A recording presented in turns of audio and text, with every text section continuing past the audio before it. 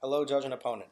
To close, I will simply repeat that I feel that I've already won this debate because my opponent concedes my point by making no arguments against my direct stance on this issue.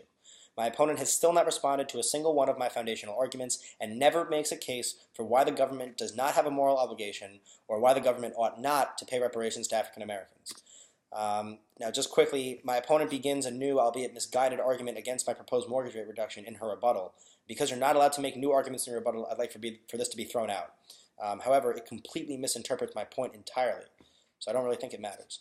My opponent then disregards her second contention about backlash after I showed that it had no impact, and then she admits that her first contention is negated by her own definition of African American in reference to this debate.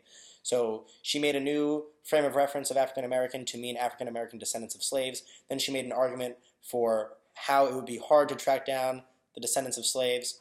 And then she admits that that point only applies to her. So her first 2 points have been shown to be irrelevant. And then she never responds to my response on her third contention about economics. She made this whole argument about how my plan will affect the federal economy. I showed why this is not true, and then she never said anything in response, meaning she concedes it. So all 3 points of hers have been shown to be irrelevant. Again, I'm arguing that the U.S. federal government profited off of its legalized oppression of African Americans and has done nothing to repent for the harms it forced on them.